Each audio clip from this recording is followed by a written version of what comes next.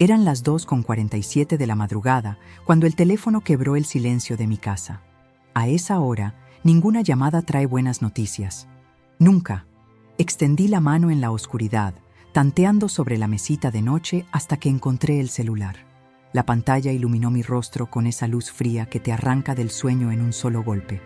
Era Emiliano, mi nieto, el único que todavía me decía abue sin que nadie se lo pidiera. ¿Emi? ¿Qué pasó, mijo? Mi voz salió ronca, espesa del sueño, pero mi corazón ya galopaba, como si supiera que algo estaba muy mal. Lo que escuché al otro lado me congeló la sangre.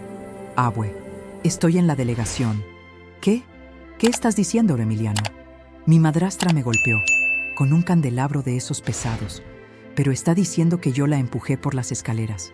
¿Cómo dices? Me está acusando, abue. Y mi papá le cree a ella. No me creyó a mí. Sentí cómo el aire abandonaba mis pulmones. Me incorporé de golpe, los pies descalzos tocando el suelo frío. Las palabras de Emiliano rebotaban en mi cabeza como disparos. ¿Dónde estás? ¿En qué delegación? En la Benito Juárez. Estoy muy asustado. Abue, hay un policía que dijo que si no llega un adulto responsable, me van a... ¡No digas nada más!, lo interrumpí, poniéndome de pie, temblando mientras buscaba mi ropa. Voy para allá. No hables con nadie hasta que yo llegue. ¿Me escuchaste? Sí, abue. Colgó. Me quedé parada en medio del cuarto, con el teléfono aún en la mano, como si fuera lo único real en ese momento. Me miré en el espejo del ropero. Una mujer de 68 años, con el cabello canoso revuelto, ojeras profundas, pero no vi a una anciana frágil. Vi a la inspectora retirada Julia Carranza, la misma que trabajó durante 35 años en la policía de la Ciudad de México. La misma que interrogó asesinos, resolvió casos imposibles y enfrentó criminales que harían temblar a cualquiera. Esa mujer, después de 8 años retirada, estaba despertando otra vez. Me vestí en 5 minutos. Pantalón negro, suéter gris, mis botas cómodas. Tomé mi bolso y, por puro instinto, abrí el cajón de mi cómoda. Ahí estaba, mi vieja placa vencida de inspectora. La guardé en el bolsillo trasero del pantalón.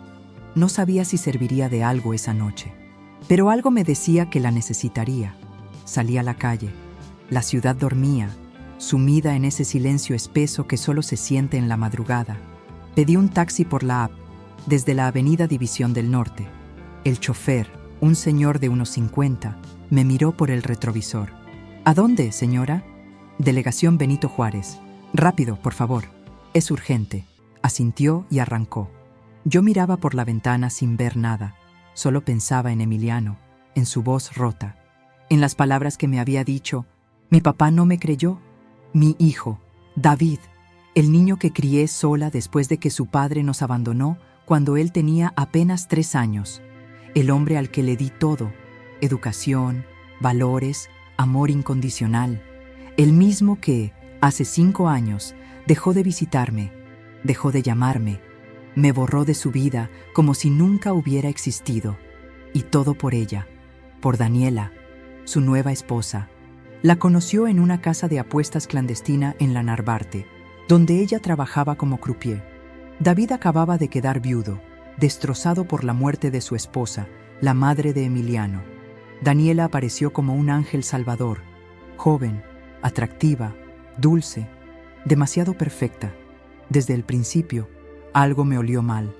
Vi cómo lo miraba, no con amor, sino como quien evalúa un negocio rentable. Pero David estaba ciego, roto. Necesitaba llenar ese vacío. Y Daniela supo cómo llenarlo. Poco a poco, sembró dudas en su cabeza. Tu mamá es controladora. El amor no te limita. Ella te juzga todo el tiempo. Al principio, él me defendía, pero el veneno, gota a gota, terminó por envenenar su corazón. Las visitas se hicieron cada vez más esporádicas. Las llamadas, breves. Los cumpleaños, olvidados. Las navidades, con excusas. Hasta que, un día, simplemente desapareció de mi vida. El único que seguía viniendo era Emiliano. Durante los fines de semana con su padre, se escapaba unas horas para visitarme. Traía dibujos, me contaba de la escuela, Me abrazaba como si en mis brazos encontrara lo que no tenía en casa. Y yo, ingenua, creí que las cosas mejorarían, que David reaccionaría, que el tiempo lo haría volver a su centro. Qué equivocada estaba. El taxi se detuvo frente a la delegación. Un edificio gris de 2 pisos con luces encendidas. Pagué y bajé. Mis piernas temblaban, pero no de miedo, sino de rabia contenida. Entré por la puerta principal. El policía de guardia, un joven de unos 25, alzó la vista de sus papeles. «Buenas noches. ¿En qué puedo ayudarla?» «Vengo por Emiliano Carranza Ríos. Es mi nieto. Me llamó hace media hora». El policía revisó una hoja frente a él. «Ah, sí. Caso de presunta agresión familiar. ¿Usted es la señora Julia Carranza?» Algo cambió en su rostro cuando escuchó mi nombre. Se puso ligeramente pálido. Me miró con más atención, como si estuviera recordando algo. «¿Carranza? ¿Como la inspectora Carranza?» Saqué mi vieja placa del bolsillo y la coloqué sobre el escritorio. El policía la tomó. Su expresión cambió por completo. Se puso de pie de inmediato. «Dios mío, inspectora, lo siento. No sabía que era usted. Por favor, permítame. ¿Dónde está mi nieto?» Mi voz salió firme, autoritaria, la misma voz con la que di órdenes durante 3 décadas. La voz de quien no está jugando. «Está en la sala de espera, con su padre y la denunciante. El caso está en manos del subdirector Ramírez». Ramírez. Ese nombre me hizo detenerme un segundo. Francisco Ramírez. Había sido uno de mis mejores agentes. Inteligente, justo, firme. Si alguien podía manejar esto bien, era él. «Llévame con él». «Sí, claro. Sígame, por favor». El joven me guió por un pasillo que conocía de memoria. Había caminado sobre esos pisos decenas de veces. Cada esquina, cada grieta en la pared, cada puerta, todos eran parte de la vida que creía haber dejado atrás. Pero esa noche entendí algo. Uno nunca deja de ser quien fue. Solo finge haberlo olvidado. Al llegar a la sala de espera, vi una escena que cambió todo. Emiliano estaba sentado en una silla de plástico, con una venda mal puesta sobre la ceja derecha. Tenía los ojos rojos de tanto llorar. Cuando me vio, se levantó de golpe. «Abue». Corrió hacia mí y se aferró a mi cintura como cuando era niño. Sentí su cuerpo temblando. Le acaricié el cabello y le susurré. «Ya estoy aquí, mi niño. Ya estoy aquí». Pero mis ojos ya habían encontrado a los otros 2 personajes de esa escena. David, de pie, apoyado en la pared. Brazos cruzados, mandíbula tensa. Me miró con una expresión que no supe descifrar. Culpa, vergüenza, odio, y a su lado, Daniela, sentada con las piernas cruzadas, una bata de satén color vino, como si la hubieran sacado de la cama a la fuerza. Tenía un moretón en el brazo izquierdo, el cabello perfectamente peinado. Me miró con esos ojos grandes, vidriosos, como diciendo, «Mira lo que tu nieto me hizo». Pero yo conocía esa mirada. La había visto en docenas de delincuentes. Era la mirada de quien sabe actuar, de quien sabe manipular. «Julia», dijo David con voz seca, «no tenías que venir». Esas 5 palabras me dolieron más que cualquier golpe. No respondí. No aún, porque en ese momento la puerta de una oficina se abrió y salió un hombre de unos 50, con uniforme impecable y rostro serio. Francisco Ramírez, el mismo. Cuando me vio, se detuvo. «Inspectora Carranza». «Hola, Francisco», dije, con calma. «¿Cuánto tiempo, no?» Él se acercó, sorprendido. «No sabía que usted estaba involucrada en este caso». «Ahora ya lo sabes», lo interrumpí. «Y necesito que me expliques exactamente qué está pasando aquí, porque algo me decía que lo que Emiliano me había dicho por teléfono era solo la punta del iceberg, y yo estaba a punto de descubrir qué tan profundo era el abismo en el que mi familia había caído». Ramírez me condujo a su oficina. Emiliano vino conmigo, aferrado a mi mano como si temiera que, si la soltaba, yo desapareciera. David y Daniela se quedaron en la sala de espera. Sentí los ojos de mi hijo clavados en mi espalda mientras nos alejábamos, pero no me volteé. No iba a darle ese gusto. La oficina de Ramírez era pequeña, pero ordenada. Una mesa metálica, 2 sillas enfrente, un archivero en la esquina y un crucifijo colgado en la pared. Nada había cambiado desde mis tiempos en la corporación. Incluso el olor era el mismo, café recalentado y papel viejo. «Siéntense, por favor», dijo Ramírez, cerrando la puerta. Me acomodé en una de las sillas. Emiliano se sentó a mi lado. Tenía la mirada baja, las manos apretadas sobre las piernas. Ramírez se sentó al otro lado del escritorio y abrió una carpeta. Suspiró profundamente antes de hablar. «Inspectora, la situación es complicada. Explícame los hechos», dije sin rodeos, empezando por la versión de ella. Ramírez asintió, revisando sus notas. La señora Daniela Romero de Carranza presentó la denuncia a las 11:43. Llegó acompañada de su esposo, el señor David Carranza. Ella alega que aproximadamente a las 10:30 de la noche, el menor Emiliano llegó tarde a casa.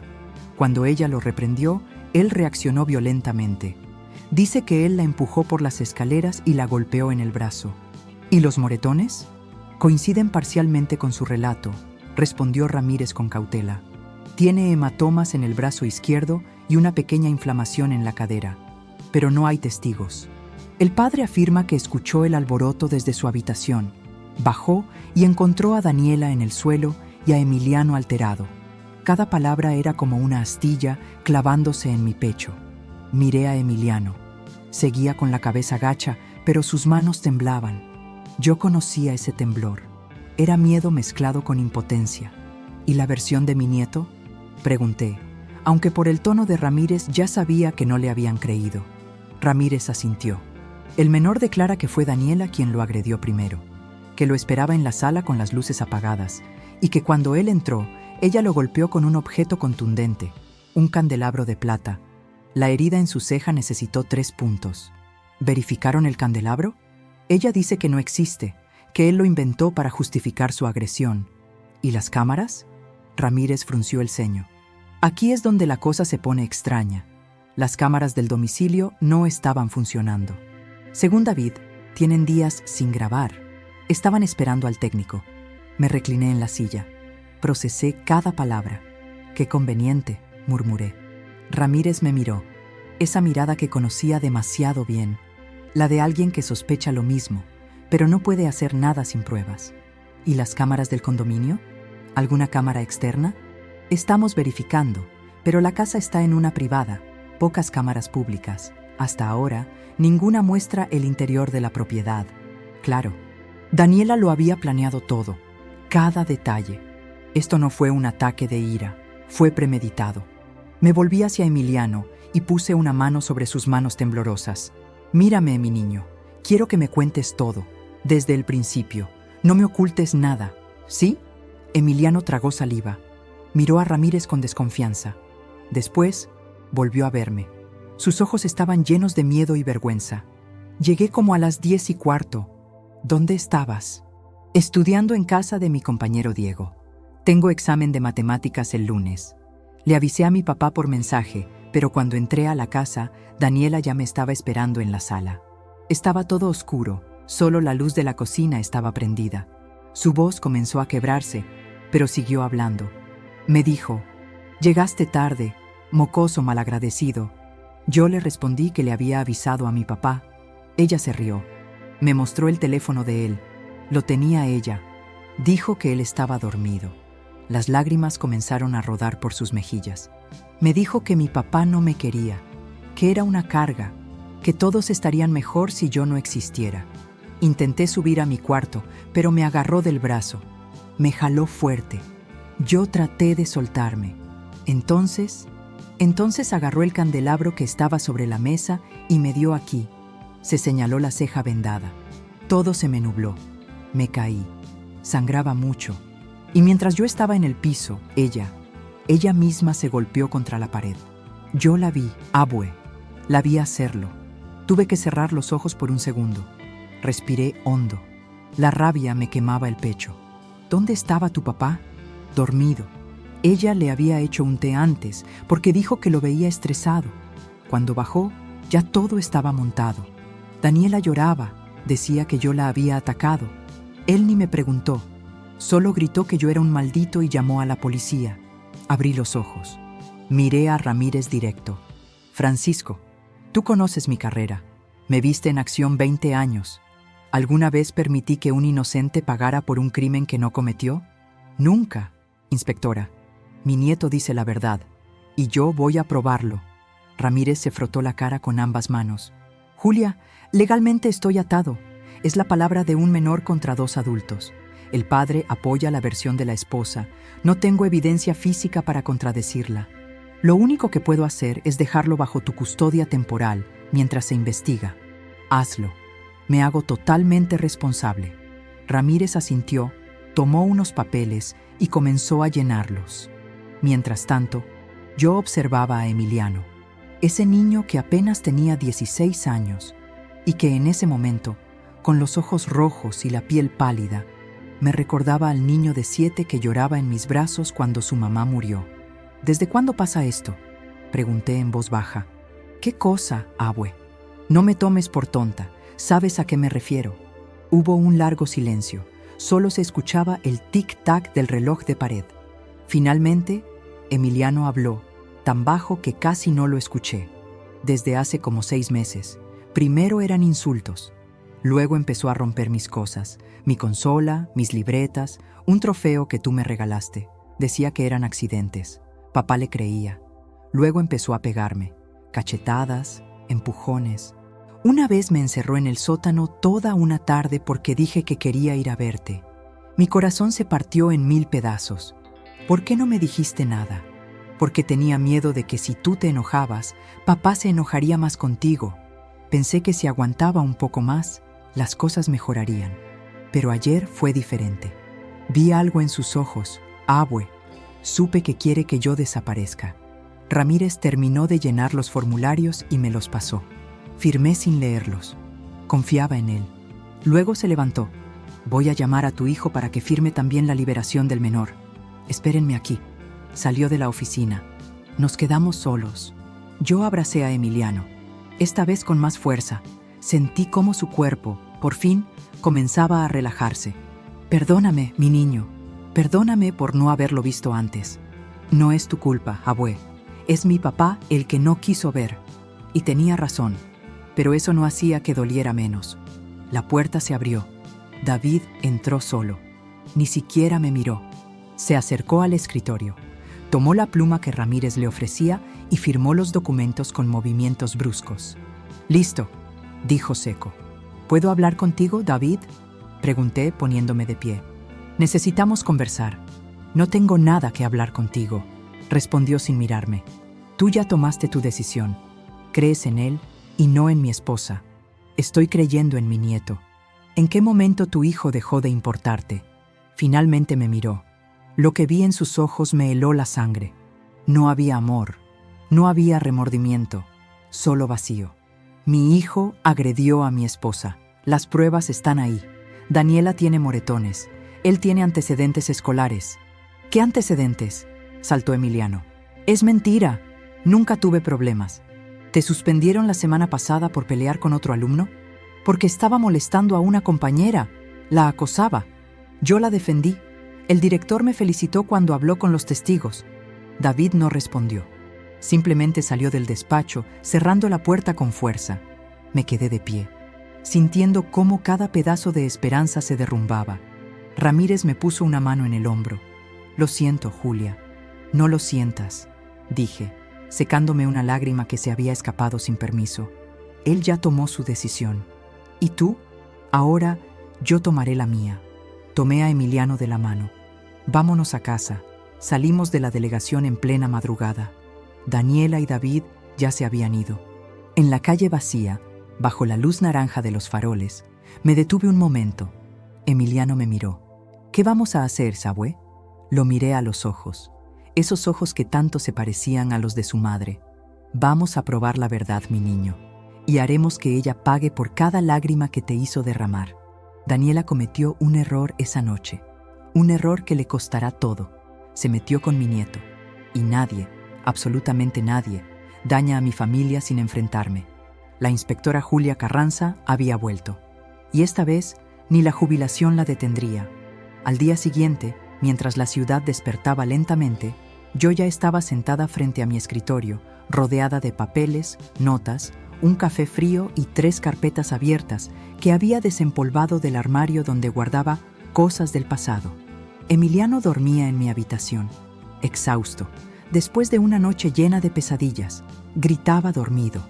A veces se encogía y murmuraba cosas como «No, no me encierres» o «Yo no lo hice». Ese tipo de trauma no se cura con abrazos, se cura con justicia. Encendí la laptop que usaba solo para pagar cuentas y revisar correos. Ahora la convertiría en mi cuartel general. Abrí un documento en blanco y escribí un título que no ponía desde que me retiré. Investigación particular. N.Oro 001. Caso Carranza Romero. Comencé por lo básico. Información confirmada. Daniela Romero Torres, 35 años, nacida en Tepic, Nayarit. Supuestamente trabajó en un casino de la Narvarte. Se casó con David hace 5 años, sin hijos propios.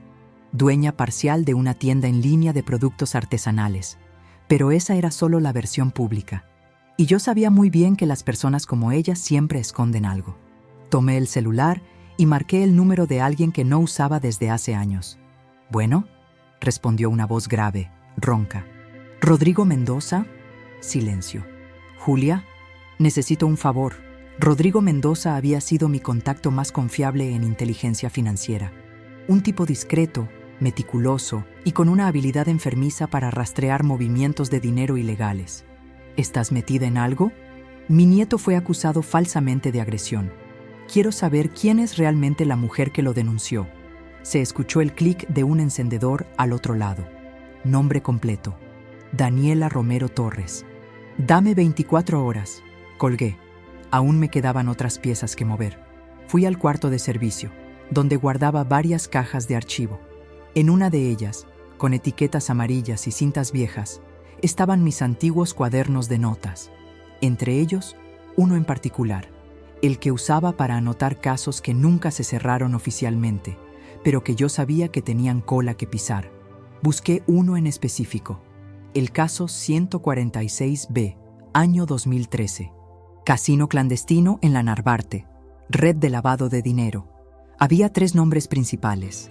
Uno de ellos era Carlos, el ruso, Mendoza, dueño del casino. El segundo, Beatriz Cuellar, su contadora. Y el tercero, una mujer sin identificación confirmada, alias La Colibrí, responsable de seducir a clientes de alto perfil, drogar a algunos y desaparecer con grandes sumas de dinero. Nunca pudimos confirmar su identidad, pero recordé la descripción que teníamos. Aproximadamente 1,65 m, cabello castaño claro, tatuaje pequeño detrás de la oreja izquierda, con forma de ave, sonrisa encantadora, peligrosamente convincente. Me quedé quieta. ¿Era Daniela esa mujer? ¿Mi nuera era La Colibrí? Necesitaba una foto de su perfil izquierdo y sabía exactamente quién podía tenerla. David. Abrí mi Facebook. Su perfil seguía público, aunque con poca actividad. Fui a las fotos. El álbum de su boda estaba lleno de imágenes. Y en una de ellas, donde Daniela lanzaba el ramo, lo vi, un colibrí diminuto tatuado detrás de la oreja izquierda. No puede ser. Me levanté de la silla. No solo estaba casada con mi hijo, no solo maltrataba a mi nieto, estaba relacionada con una red criminal que yo intenté derribar hace más de una década, y ahora vivía bajo el mismo techo que mi familia. Tomé una libreta nueva y comencé a escribir conexiones, nombres, fechas. Lo que comenzó como un caso de abuso familiar, ahora se transformaba en algo mucho más peligroso. A las 4 de la tarde, Rodrigo me envió un mensaje. «Tenemos algo. Videollamada en 15 minutos». Me metí al baño, me lavé la cara, me recogí el cabello, no porque me importara cómo me veía, sino porque en las guerras uno se prepara. Rodrigo apareció en pantalla. Cabello canoso, cigarro en mano, fondo lleno de papeles y cables. «Te dije que me dieras 24 horas. Me bastaron 6. ¿Qué encontraste?» Más bien, ¿qué no encontré? Daniela Romero tiene registros falsos en 2 estados. Sus identificaciones fueron emitidas con direcciones inexistentes. Hay movimientos bancarios en cuentas que figuran a nombre de Romina Torres, Ana Paula D. y Camila Punto, todas con su misma fecha de nacimiento, lavado y grande. Pero eso no es todo. Encontré un traspaso reciente, una propiedad en Valle de Bravo, a nombre de tu hijo, pero pagada en efectivo desde una cuenta en Islas Caimán. ¿Cuánto? Rodrigo miró la pantalla. 4,5 millones de pesos. Sentí un escalofrío. ¿Estás sugiriendo que Daniela está usando a David para lavar dinero? Rodrigo se encogió de hombros. No lo estoy sugiriendo. Te lo estoy confirmando. Me llevé la mano a la boca. Daniela no solo estaba destruyendo a mi nieto, estaba usando a mi hijo como escudo. Y si yo no intervenía, iba a terminar con los dos en prisión o muertos. Rodrigo, necesito pruebas que pueda usar legalmente. Grabaciones, transferencias, correos, lo que sea. Te las tendré, pero esto no es solo una golfa manipuladora. Esto es crimen organizado. Te estás metiendo con gente peligrosa, Julia. Nunca dejé de estarlo, Rodrigo. Colgué. Me quedé un segundo mirando la pantalla negra. Luego escuché pasos en el pasillo. Era Emiliano. ¿Abue? ¿Todo bien? Sí, mi niño. Ven. Necesito que me ayudes con algo. ¿Qué cosa? Le puse una libreta en las manos. Vamos a hacer memoria.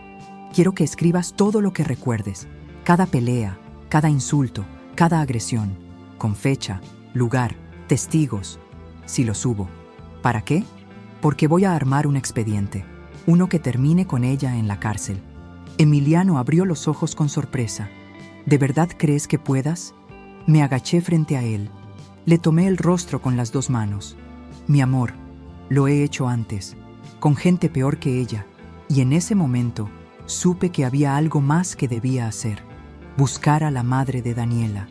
Las raíces de un monstruo siempre explican su origen, y yo estaba dispuesta a ir hasta el fondo, hasta descubrir todo, porque ahora esto ya no era solo una lucha por Emiliano. Era una guerra para recuperar a mi hijo, antes de que fuera demasiado tarde. A la mañana siguiente, fui directo a un lugar donde pocas personas de mi edad se sienten cómodas. Un cibercafé en la colonia Portales.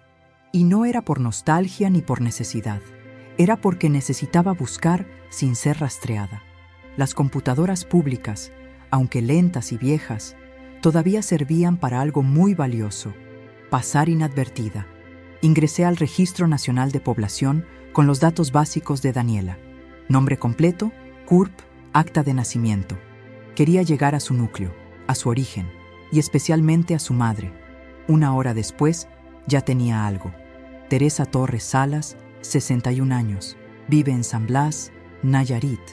Una llamada más tarde, tenía a una excompañera de la Policía Estatal de Tepic rastreando el expediente de Teresa. Y lo que me devolvió fue más que suficiente para abrir un nuevo frente en esta guerra. Julia, dijo mi amiga del otro lado de la línea, tu nuera viene de una familia bien torcida. Su madre, Teresa, fue acusada hace años por complicidad en fraude con su pareja de entonces, y hay rumores de que estuvo relacionada con trata de personas en los 90, aunque nunca lo pudieron probar. ¿Y Daniela? Daniela desapareció de San Blas a los 17. Se fue con un tipo mayor que ella. Nadie volvió a verla. Una tía dijo que la última vez que la escuchó, hablaba de irse a Guadalajara. Después de eso, silencio total. Me froté la frente. Todo comenzaba a encajar. Daniela no apareció de la nada. Fue criada en la oscuridad y aprendió a moverse en ella. Cerré sesión en la computadora y regresé a casa. En el camino, hice 2 llamadas más. Una, a Rodrigo. Otra, a alguien que no creí volver a contactar nunca. Silvia Rocha. Había sido mi compañera más fiel durante los últimos 5 años antes de mi retiro. Ahora trabajaba como consultora privada de seguridad digital y forense. Cuando me escuchó, su voz se quebró un poco. Julia, pensé que ya no sabría de ti. Necesito que uses tus habilidades. ¿Qué tan profundo es el pozo? Nivel Mariana, Silvia. Y nos vamos a meter juntas. Ella no dudó. Mándame lo que tengas. En la noche te doy resultados. Volví a casa con una sola cosa en la cabeza. Tenía que hablar con David, cara a cara, sin intermediarios, sin insultos. Ese hombre seguía siendo mi hijo. Tenía que haber algo dentro de él que aún no estuviera podrido por el veneno de Daniela. Le mandé un mensaje. Quiero hablar contigo. A solas. Por Emiliano, no por mí. 1 hora. Mañana. Cafetería El Rincón. Esquina con Félix Cuevas. Me respondió 20 minutos después. 1 hora. Ni un minuto más. Al día siguiente fui puntual. Él llegó 5 minutos tarde. Traía el rostro tenso, barba mal rasurada, ojeras marcadas. Se sentó frente a mí sin saludar. Pidió un café sin azúcar. Habla. ¿Qué quieres? Lo miré sin decir nada durante unos segundos. ¿Te acuerdas cuando eras niño y me dijiste que nunca confiarías en nadie más que en mí? Eso fue hace 30 años, mamá. No, fue hace 27. Tenías 11. Habías tenido una pesadilla. Te metiste a mi cuarto temblando y me dijiste: si tú me dices que algo es verdad, yo te creo, aunque nadie más lo haga. Él desvió la mirada, se quedó en silencio. David, escúchame bien. Daniela te está usando, está lavando dinero a través de ti. Usó tus cuentas, tu nombre, tus propiedades. Él rió, un sonido hueco, sin rastro de alegría. Ahora vienes con teorías conspirativas. Tengo pruebas. ¿Y por qué no vas con la policía? Porque eres mi hijo. Y no quiero que termines preso cuando esto explote. Quiero darte una oportunidad de salir de esto antes de que sea demasiado tarde. Ya es tarde, mamá. Tú no entiendes nada. Daniela es la única que ha estado conmigo en los peores momentos. ¿La única? ¿Y yo? ¿Dónde estuve toda tu infancia? ¿Quién te llevó a la escuela? Te cuidó cuando tenías fiebre. Te enseñó a amarrarte las agujetas. Tú no entiendes lo que es amar a alguien sin condiciones. ¿Estás escuchándote? Estás hablando de una mujer que golpeó a tu hijo, a tu propio hijo. David apretó los puños. Vi cómo le temblaba la mandíbula. No lo sabes todo. No sabes cómo es Emiliano en la casa. ¿Te estás escuchando? Estás justificando el abuso. ¿Eso haría el hombre que yo crié? Silencio. Le puse frente a él una copia del traspaso de la propiedad en Valle de Bravo. Nombre de David. Pago en efectivo desde una cuenta en las Islas Caimán. Explícame esto. Él la miró, la agarró, la leyó completa y luego la rompió en 4 partes. No me vas a venir a decir cómo vivir mi vida. Te agradezco lo que hiciste por mí, pero no vuelvas a meterte. Se levantó. David se detuvo. Cuando te des cuenta de todo, va a ser demasiado tarde. Me miró. Prefiero equivocarme con alguien que me ama que tener razón con alguien que me abandonó emocionalmente hace años. Se fue. Me quedé sola, con el corazón destrozado y con más furia que nunca. Esa mujer no solo estaba destruyendo a Emiliano, estaba pudriendo el alma de mi hijo. Regresé a casa. Silvia me esperaba sentada en la sala. Julia, encontré algo. Y vas a querer verlo sentada. Me mostró en la laptop una serie de capturas de pantalla, correos, mensajes cifrados, registros de acceso, todo con nombres falsos, pero uno de ellos me llamó la atención: María T. Ese nombre aparece vinculado con Daniela desde hace 8 años. Y en este mensaje encriptado, alguien la menciona por otro nombre. ¿Cuál? Silvia amplió la imagen. El mensaje decía: dile a Colibrí que ya no haga movimientos sin avisar. La última vez casi tumbamos la operación en Monterrey. Colibrí. Entonces esa es ella. No era una sospecha, era un hecho. Silvia me miró con preocupación. Julia, ¿sabías que el cartel de los del Río está detrás de esa operación en Monterrey? Mi estómago se hundió. ¿Estás diciendo que Daniela trabaja para un cartel? Silvia asintió despacio. ¿Y si es así? Tu hijo podría estar en la mira. Silencio. Y entonces entendí algo. David no era su objetivo final. Era solo un vehículo, una fachada. El verdadero blanco podía ser mucho más grande.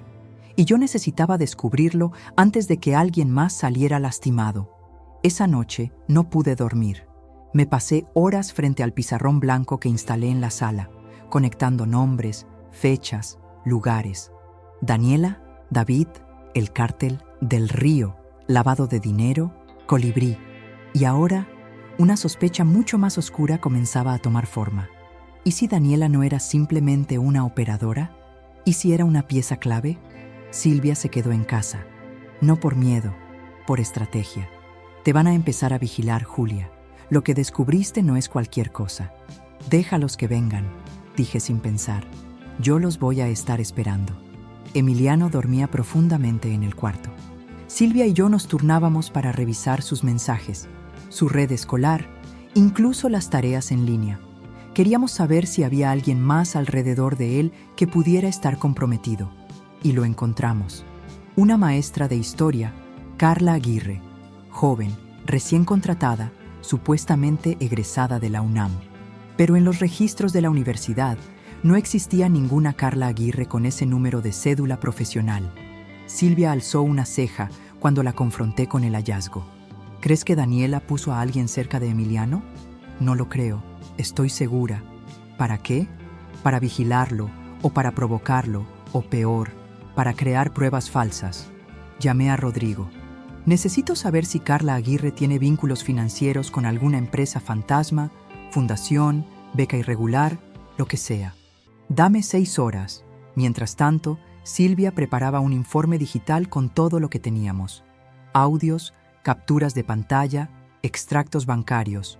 Todo estaba guardado en un servidor encriptado que solo podíamos acceder desde su dispositivo principal. A las 7 de la mañana, Rodrigo me llamó. Julia, tu maestra es una actriz. ¿Qué? Carla Aguirre es un alias. Su nombre real es Yolanda Prieto. Actuó en comerciales de televisión por internet hace 5 años. Luego desapareció del medio. Tiene 2 denuncias por suplantación de identidad en otros estados. Y en este momento vive en un departamento en la Colonia del Valle, pagado por una empresa registrada a nombre de Daniela. Me detuve. Cerré los ojos. El nivel de planificación era escalofriante. Daniela no estaba improvisando. Había construido una estructura completa alrededor de David y Emiliano, como una araña en el centro de su red, vigilando, manipulando, tejiendo a su favor. Tenemos que sacarla de su escondite, le dije a Silvia. ¿Cómo? Con algo que no pueda controlar. Un error. La mejor forma de destruir a alguien tan metódico es hacer que crea que el control se le está escapando. Y entonces revelan quiénes son de verdad. Esa tarde, visité a un viejo amigo, César Aldana, reportero de investigación del noticiero Vértice Capital. Lo encontré en su oficina, llena de papeles, olor a cigarro y café rancio. No esperaba verte otra vez, Julia. Te traigo una historia. ¿Crimen pasional? ¿Políticos corruptos? Más bien una mezcla de las dos cosas. Le pasé una carpeta con todo. Daniela, las cuentas, el lavado, el colibrí, las pruebas preliminares. César la leyó en silencio durante más de 20 minutos. ¿Esto es real? Tan real como el dolor de un niño que fue golpeado por su madrastra y abandonado por su padre. ¿Y qué quieres que haga? Publica algo pequeño, un adelanto, nada que la vincule directamente. Solo un par de líneas sobre una investigación financiera ligada a empresas fantasma del Cártel del Río. Con eso basta para que Daniela empiece a temblar. César me miró con sus ojos cansados. ¿Sabes lo que estás haciendo, Julia? Sí, y no me pienso detener. Esa noche, a las 8:32, el noticiero sacó una nota en la sección de Crónica Roja. Autoridades investigan posible red de empresas fantasma en la Ciudad de México, presuntamente utilizadas por una célula del Cártel del Río para blanquear fondos a través de propiedades de lujo. No había nombres, no había rostros, pero el mensaje había sido enviado, y Daniela lo recibió. A las 9:11, David me llamó. Era la primera vez que lo hacía desde nuestra discusión. ¿Qué hiciste?, dijo con voz alterada. ¿Qué pasó? Daniela está como loca. Dice que filtraste algo a la prensa. ¿Fuiste tú? ¿Por qué estaría tan nerviosa si no tiene nada que ocultar? Silencio. David, ¿estás jugando con fuego, mamá? No, hijo. Yo soy el fuego. Colgó. Minutos después, la cámara de vigilancia de la calle, la que mandé instalar hace 3 días, grabó algo. Un coche oscuro, con placas cubiertas por lodo, se estacionó frente a mi casa durante exactamente 34 minutos, nunca bajaron, nunca tocaron el claxon, solo observaron. Al día siguiente, el coche no volvió. Pero el mensaje estaba claro. Ya sabían que yo estaba metida, y eso significaba que vendrían por mí. 3 días después, Emiliano volvió al colegio. Silvia lo acompañó discretamente hasta la puerta. La maestra, Carla Aguirre, lo saludó con una sonrisa fingida, muy distinta a la naturalidad con la que hablaba en los videos institucionales. Silvia tomó fotos. Las comparó con los registros anteriores. Era ella, Yolanda Prieto, alias Carla Aguirre, sicaria encubierta. O tal vez algo peor. Esa misma tarde, Silvia recibió un mensaje cifrado desde un remitente anónimo. Lo desbloqueó usando una herramienta forense y nos quedamos heladas. Sabemos lo que estás haciendo. Tu nieto no es intocable. No te metas con lo que no entiendes, Julia. Hay cosas que ni tú puedes detener. Silencio. Lo único que respondí fue: ya cruzamos el punto de no retorno. Y si van a venir por mí, que se preparen, porque esta vez no voy sola. 2 días después de recibir el mensaje anónimo, dejé de dormir con normalidad. No por miedo, sino por precaución. Sabía que Daniela no se iba a quedar de brazos cruzados. Sabía que alguien que había sobrevivido tantos años en el crimen organizado no perdonaba una traición, aunque fuera silenciosa. Silvia reforzó la seguridad de la casa. Instaló cámaras de movimiento, sensores en las ventanas y reconfiguró mis conexiones a Internet para encriptar todo lo que saliera o entrara. Pero aún con todas esas medidas, lo más importante era proteger a Emiliano. Ese mismo lunes por la tarde, fui directamente al colegio. Pedí hablar con el director. «Señor Ortega», dije, con la voz firme que usaba en mis tiempos de interrogatorio. «Hay una persona en esta escuela que no debería estar cerca de menores». Le entregué una carpeta con documentos, identidad falsa, pruebas de suplantación, fotografías cruzadas. El director palideció. «¿Estás segura de esto? No me presentaría aquí si no lo estuviera». Pero ella fue contratada por recomendación directa de la SEP. ¿Y no le pareció raro que en su expediente no hubiera ninguna carta de recomendación firmada por la universidad? Mire, señora Carranza, exinspectora Julia Carranza, no olvide ese nombre, porque si no actúa de inmediato y algo le pasa a uno solo de estos alumnos, especialmente a mi nieto, yo misma me encargaré de hacerle responsable legal y públicamente. El hombre me prometió actuar de inmediato, pero yo sabía que eso no bastaría. Silvia ya había activado un protocolo de emergencia, un teléfono especial para Emiliano, con botón de pánico, rastreo satelital y línea directa conmigo, una mochila con una muda de ropa, dinero en efectivo y un chip alterno para comunicación offline. No iba a permitir que lo tocaran. Esa misma noche me llamó César, el reportero. «Tenemos un problema», dijo sin rodeos. «Una fuente mía, infiltrada en la fiscalía, me dijo que alguien está buscando tus movimientos bancarios, tus registros médicos y tu ubicación». ¿Quién?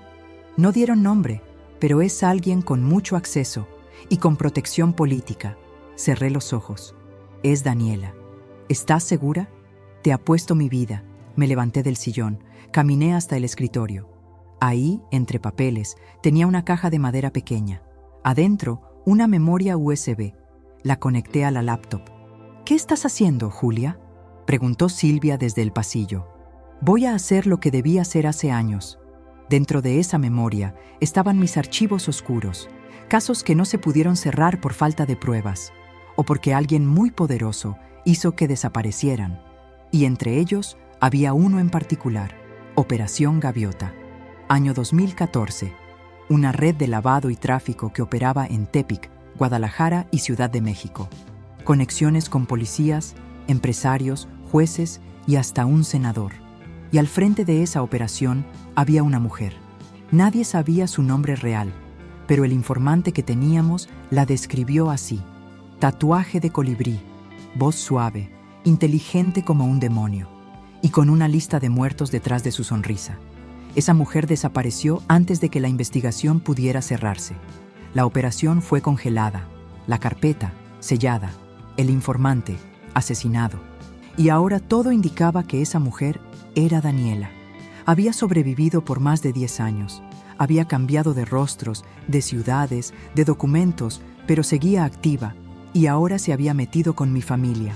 Julia, dijo Silvia, si sacas eso a la luz, va a haber consecuencias. No es solo ella, es todo lo que la rodea. Lo sé, van a intentar silenciarte. Ya lo están haciendo. Guardé la memoria en un sobre con doble sellado. Le escribí encima: entregar a César Aldana si algo me pasa. Se lo di a Silvia.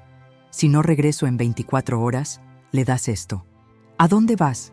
A visitar a alguien del pasado. Salí de casa con el sol cayendo sobre la ciudad. Me dirigí al Hospital Psiquiátrico San Felipe, en los límites de Tlalpan, un lugar viejo, de muros grises y ventanas con rejas. Ahí, entre muchos internos olvidados, vivía una mujer llamada Beatriz Cuéllar, la antigua contadora del casino de la Narvarte. Cuando me vio entrar, sonrió débilmente.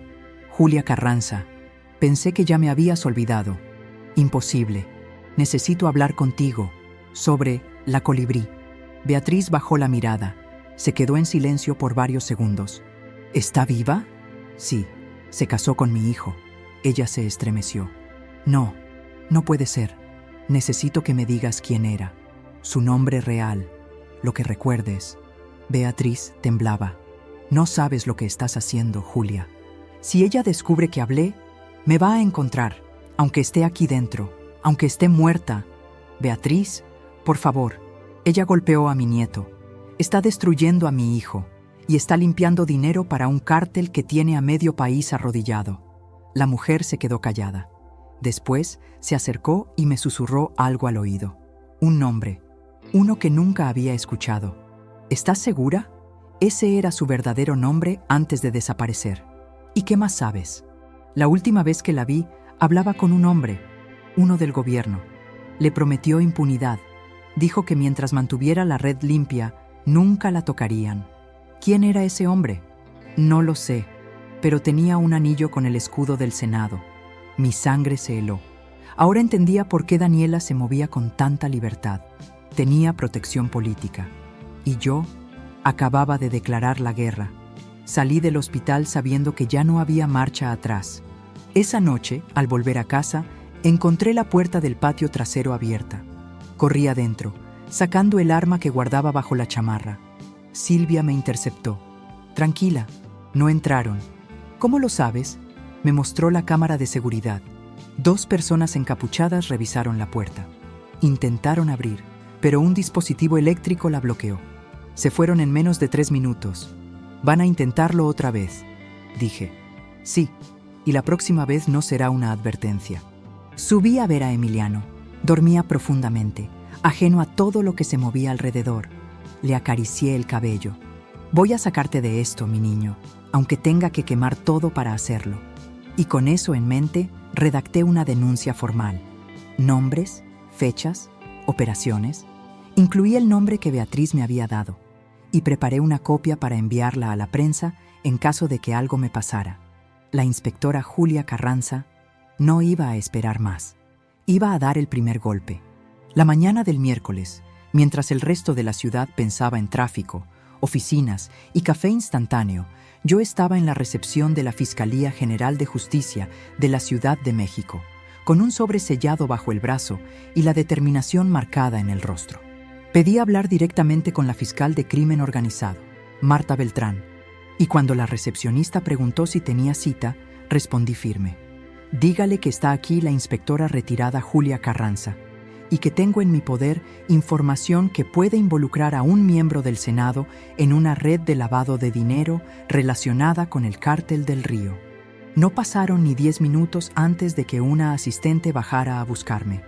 Me condujo por un pasillo angosto, lleno de puertas metálicas y escritorios en caos. Al fondo, detrás de un vidrio blindado, me esperaba la fiscal Beltrán, una mujer de mirada dura, delgada, de unos 50 años, que nunca había confiado en nadie, excepto en los hechos. Carranza, dijo sentándose, creí que habías colgado la placa para siempre. Nunca se cuelga del todo, Marta. Cuando la justicia está envenenada, una vuelve. Le puse sobre la mesa el sobre. Ella lo abrió con cautela. Dentro estaban todos los documentos. el alias Colibrí, la verdadera identidad de Daniela, los vínculos con empresas fantasmas, las transferencias, los contratos, las propiedades, todo, incluso la transcripción del testimonio de Beatriz Cuellar. Beltrán leyó durante 30 minutos, en silencio. Su rostro se endurecía con cada página. ¿Y por qué no presentaste esto antes? Porque mi hijo está casado con esa mujer. Y si hacía una denuncia sin respaldo, iban a voltearla contra Emiliano. O contra mí. Beltrán entrecerró los ojos. ¿Tienes idea de con quién te estás metiendo? Con gente que se esconde detrás de cargos políticos y empresas falsas para lavar millones, mientras destruyen familias. No, Julia. Te estás metiendo con el brazo financiero de uno de los cárteles más sofisticados del país. Y lo estás haciendo sola.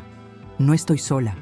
Tengo a Rodrigo Mendoza, a Silvia Rocha, a César Aldana y sobre todo, tengo la verdad. Ella se reclinó en la silla. Cruzó los brazos. ¿Tienes alguna prueba directa que involucre al senador? Aún no, pero tengo el nombre real de Daniela y puedo conseguir más. Te doy 72 horas. Si para entonces me entregas una prueba que vincule a alguien de nivel político con esta red, armo un operativo completo. De lo contrario, esto se archiva y tú te conviertes en un blanco. Acepto. Nos dimos la mano. Salí de ahí con una fecha límite. 72 horas. Y si fallaba, no solo me arriesgaba yo. Podía perder a Emiliano, podía perderlo todo. Regresé a casa y le conté todo a Silvia. Tenemos 3 días. ¿Qué necesitas? Entrar al círculo más cercano de Daniela. Ver con quién habla, a quién le transfiere, a quién protege. ¿Y cómo piensas hacerlo? Con una cámara escondida y una excusa muy buena. Tomé mi celular y marqué a David. Hola, necesito verte. No tengo nada que decirte, mamá. No es por ti, es por Emiliano. Está preguntando por ti. Siente que lo abandonaste. Silencio. ¿Dónde? En la casa. Hoy a las 6. Quiero que hablemos los 3. Él dudó. Y entonces cayó en la trampa. Está bien. Colgué. ¿Estás segura de que va a venir? Preguntó Silvia. Sí.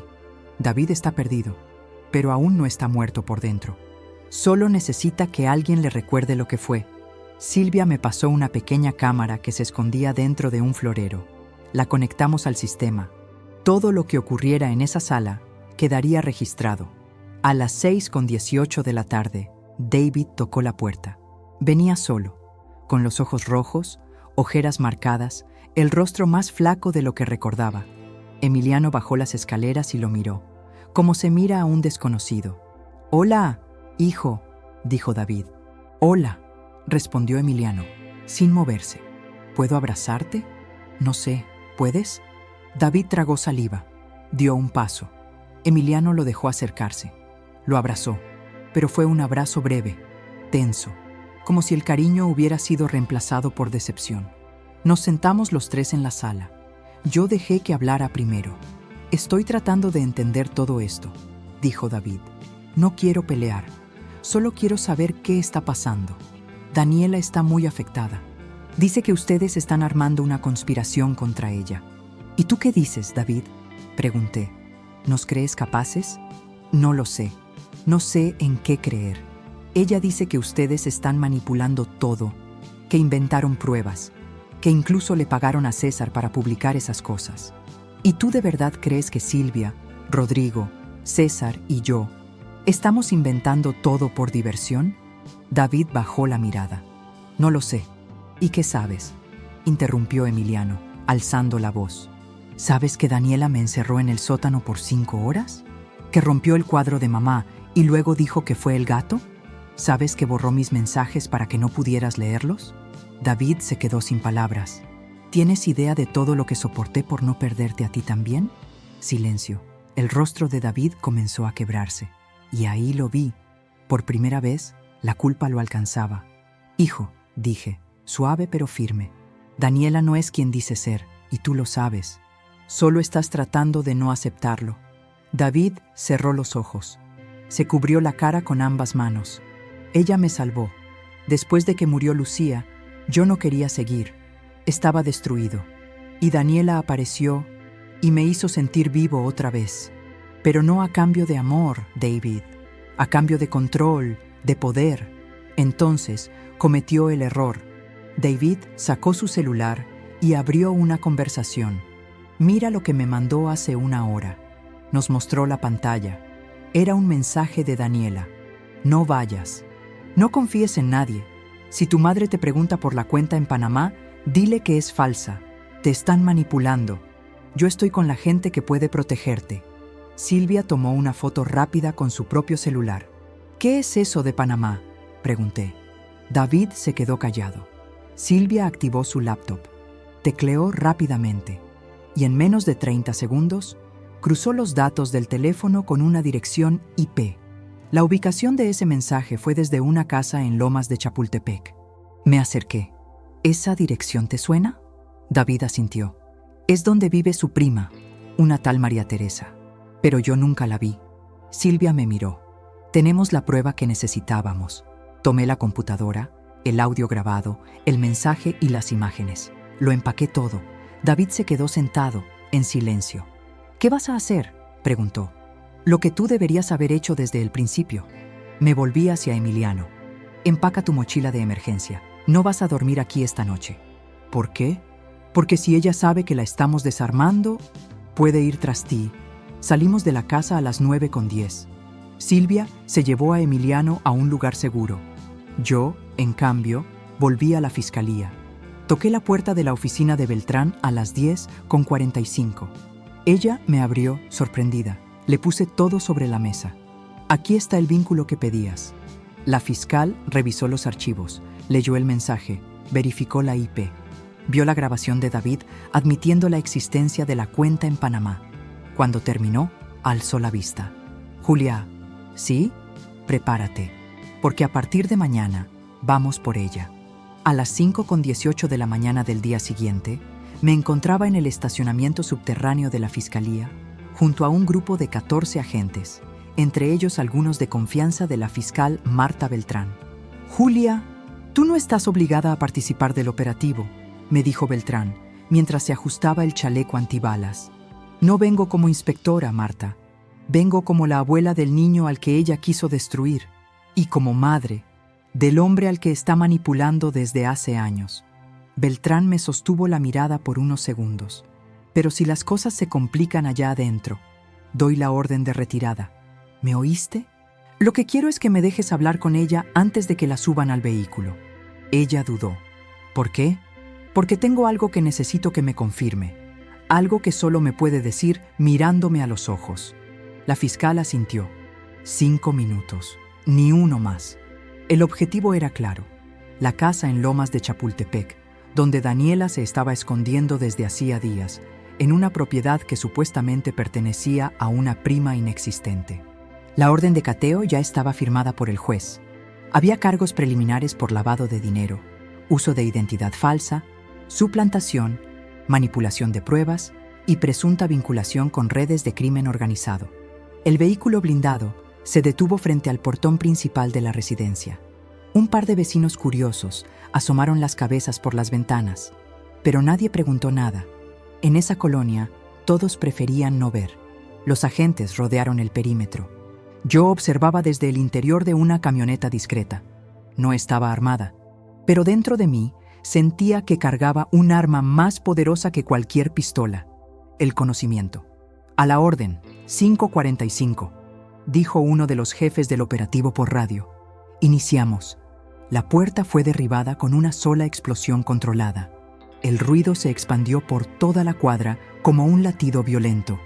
24 segundos después, Daniela fue localizada. Estaba sola, sin guardaespaldas, en pijama de satén, tomándose un té en el balcón trasero de la casa. No opuso resistencia, ni siquiera se sorprendió. Ya sabía que vendríamos, y eso fue lo más inquietante. La bajaron esposada, en silencio, ni una sola lágrima, ni una súplica. Solo esa sonrisa maldita, esa que usaba para manipular, para encantar, para destruir. Cuando la vi de frente, no pude evitarlo. Salí de la camioneta. La fiscal asintió a los agentes, dándome acceso. Me acerqué. Daniela levantó la vista, con la misma naturalidad con la que se mira a una vieja amiga. Julia, qué gusto verte. Te ves cansada, pero aún tienes esa mirada de fiera que me encanta. Cállate, ella sonrió más. ¿Vienes a regañarme? ¿A decirme que destruiste mi vida? Spoiler, no lo lograste. Me acerqué más.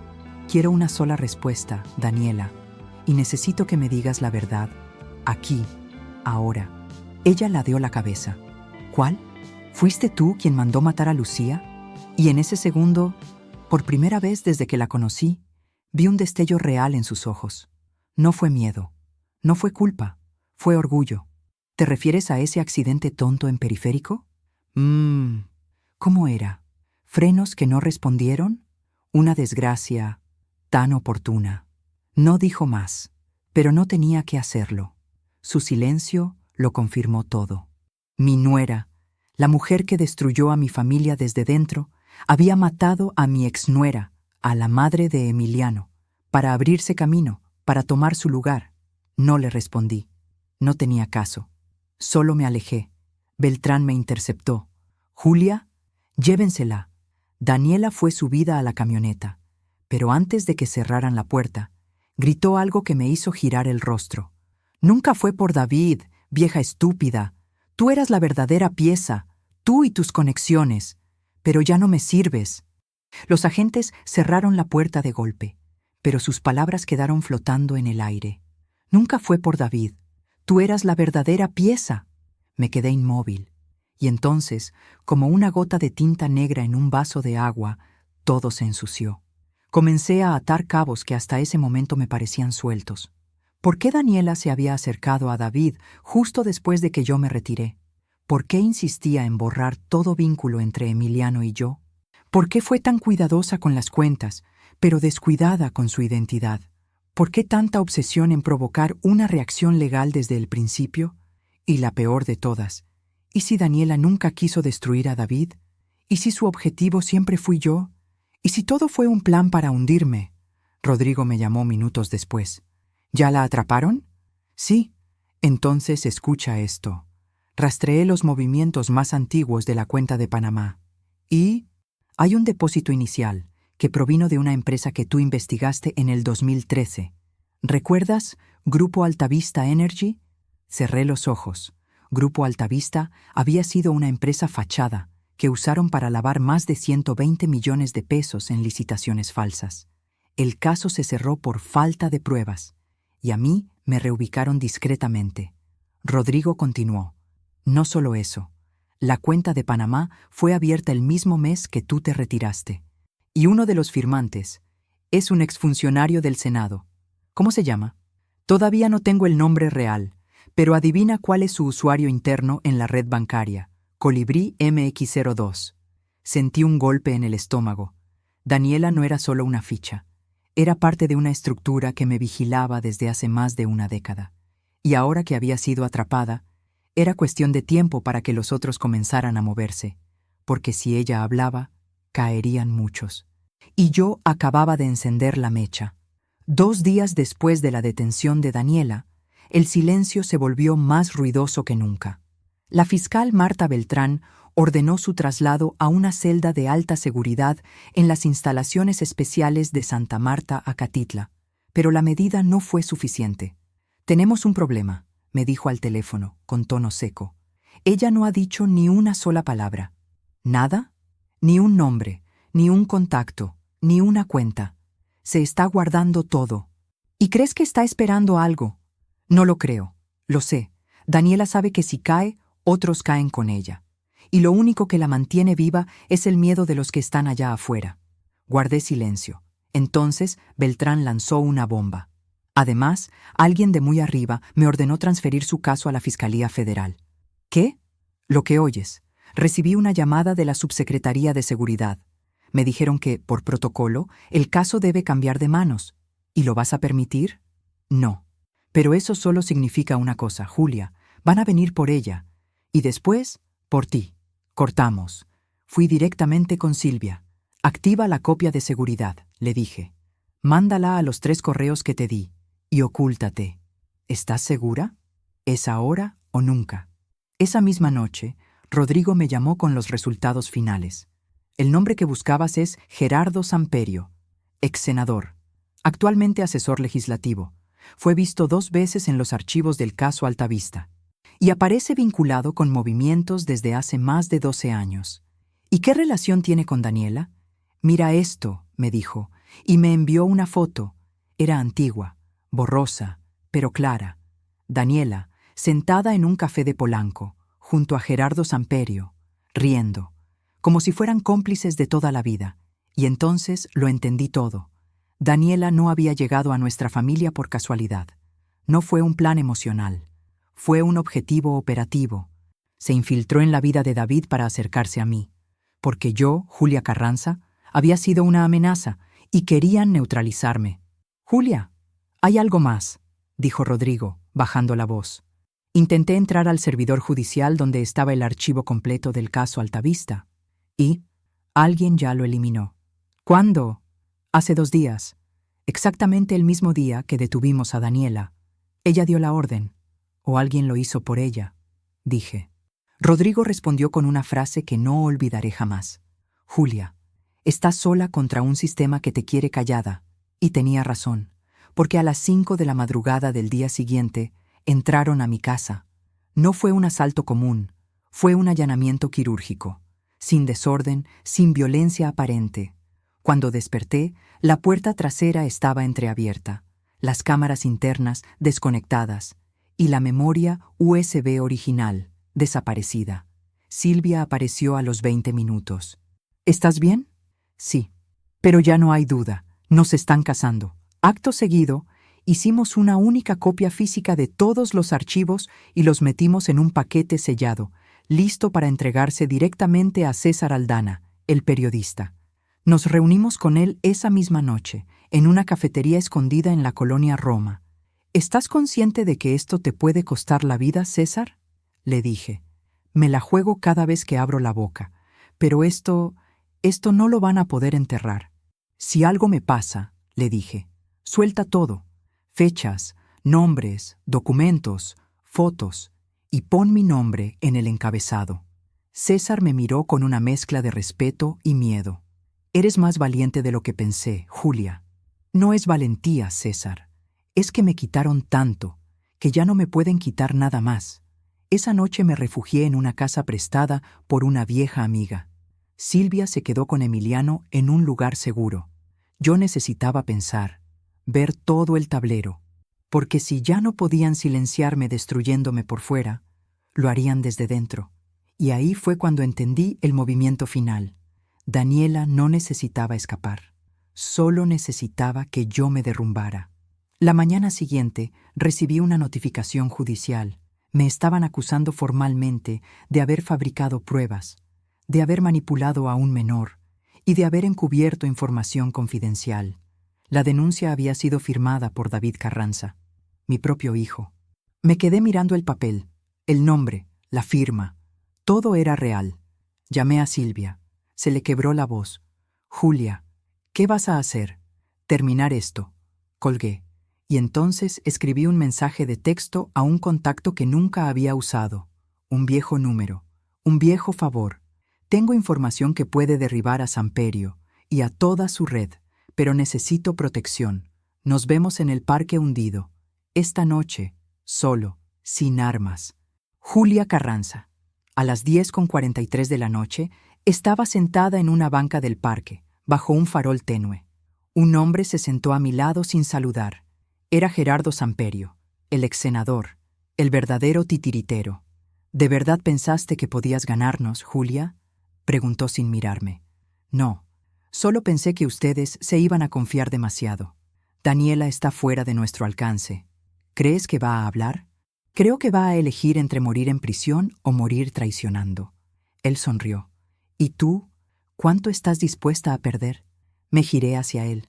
«Todo, porque ya me quitaron a mi hijo una vez, y esta vez no pienso quedarme sentada». Samperio se levantó. «Entonces prepárate, porque lo que viene va a ser peor que la muerte». Se alejó, perdiéndose entre los árboles, y yo supe, en ese instante, que la guerra estaba declarada y que el último capítulo iba a ser sangriento. El amanecer del día siguiente no trajo paz. A las 6:27 de la mañana recibí una llamada de Silvia. Julia, lo logramos. Daniela habló. Me levanté de golpe. El corazón me golpeaba el pecho. ¿Qué dijo? No por teléfono. Vente ya a la fiscalía. Trae todo.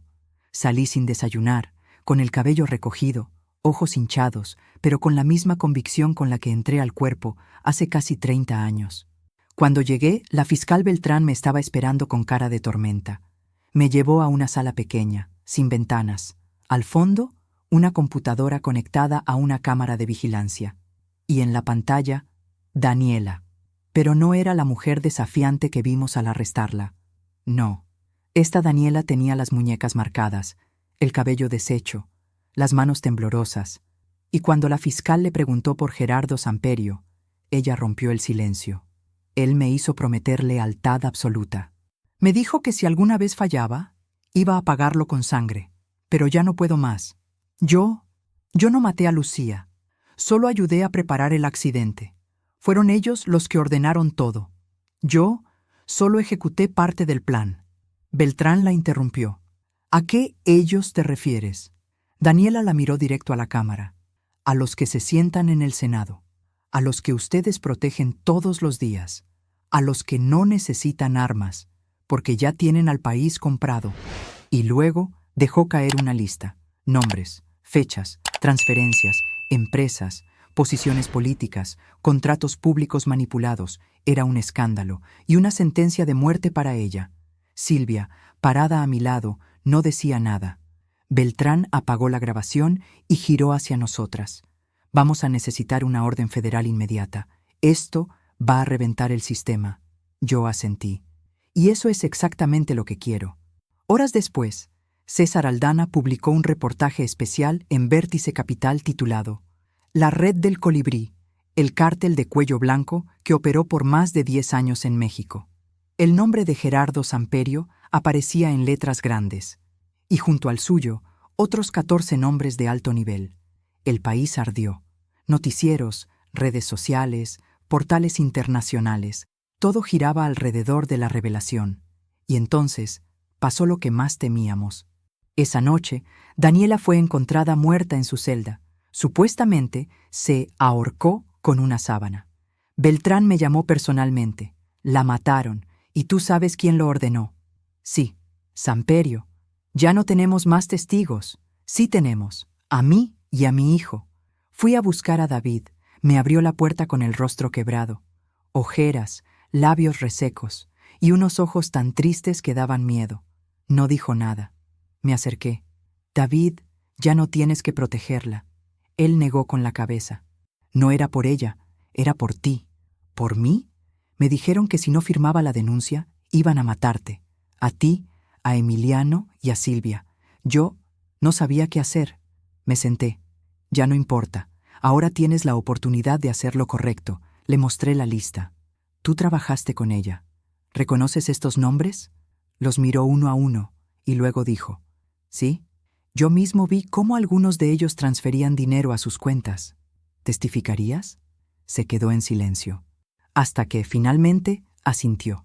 Y en ese momento sentí que mi hijo por fin había regresado. Las semanas siguientes fueron una tormenta. Se abrieron más de 9 investigaciones federales. Samperio huyó del país con documentos falsos. 3 de los funcionarios implicados renunciaron y desaparecieron. Uno fue encontrado muerto en su despacho. César Aldana recibió amenazas, pero no se detuvo. Y yo volví a ser investigadora, sin placa, sin sueldo, pero con algo que nadie me pudo quitar: la certeza de haber hecho lo correcto. David se mudó a una casa pequeña cerca de la Jusco. Empezó terapia. Volvió a hablar con Emiliano. No reconstruimos todo de la noche a la mañana, pero al menos comenzamos. Silvia se convirtió en algo más que una aliada. Se volvió parte de la familia.